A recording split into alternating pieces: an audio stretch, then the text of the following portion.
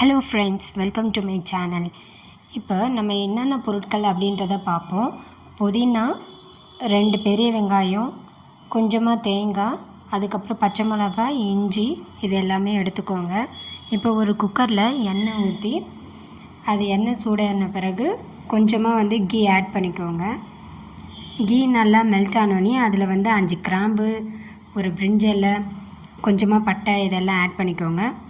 அது ஃப்ரை ஆகுறதுக்குள்ளே இங்கே இஞ்சி பூண்டு பேஸ்ட் ரெடி பண்ணிக்கலாம். ஓகே, கொஞ்சமாக தண்ணி ஊற்றி நல்லா அரைச்சிக்கோங்க ஃபைனாக. அதுக்கடுத்தது நம்ம கட் பண்ணி வச்சுருந்த பெரிய வெங்காயத்தை இதில் நல்லா ஆட் பண்ணி, அதுக்கப்புறம் ஒரு 5 பச்சை மிளகாய் நம்ம எடுத்துருக்கோம், அதையும் இது கூடவே சேர்த்து போட்டுட்டு இதை வதங்கிறதுக்காக தேவையான அளவுக்கு உப்பையும் ஆட் பண்ணிக்கோங்க. இது எல்லாத்தையும் நல்லா வதக்கணும். இது வதங்கின பிறகு நம்ம அரைச்சி வச்ச இஞ்சி பூண்டு பேஸ்ட்டை இதில் ஆட் பண்ணிக்கோங்க.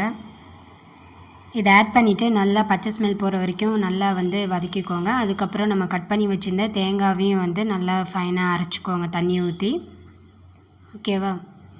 அதுக்கப்புறம் நல்லா வெங்காயமும் பச்சை மிளகாவும் நல்லா வதங்கின பிறகு நம்ம இதில் நம்ம கழுவி வச்ச புதினாவை நம்ம ஆட் பண்ணிக்க போகிறோம். ஆட் பண்ணிவிட்டு அதை நல்லா கிண்டி விட்டுக்கோங்க.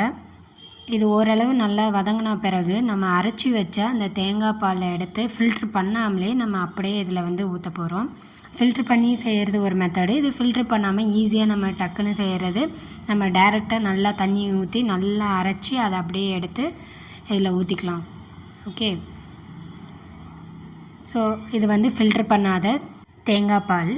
இதை அப்படியே டைரெக்டாக அப்படியே ஊற்றிட்டு நம்ம தேவையான அளவுக்கு ரைஸ் ஆட் பண்ணிக்க போகிறோம். இப்போ நம்ம எவ்வளோ ரைஸ் எடுக்கிறோமோ அதுக்கு தகுந்த மாதிரி, இப்போ 1 கிளாஸ் ஆஃப் ரைஸ்னால் அதுக்கு 1:2 அப்படின்ற மாதிரி இதிலே தண்ணியை ஆட் பண்ணிக்கோங்க அந்த மெஷர்மெண்ட்டில். இப்போ இது லைட்டாக சூடு ஏறின பிறகு இதில் நம்ம எடுத்த ரைஸை இதில் அப்படியே ஆட் பண்ணிக்கோங்க.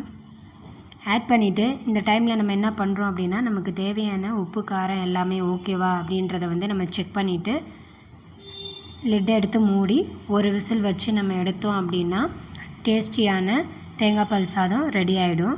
இந்த வீடியோ உங்களுக்கு பிடிச்சிருக்கு அப்படின்னா லைக் பண்ணிக்கோங்க, சப்ஸ்கிரைப் பண்ணிக்கோங்க. ஓகே, பாய்.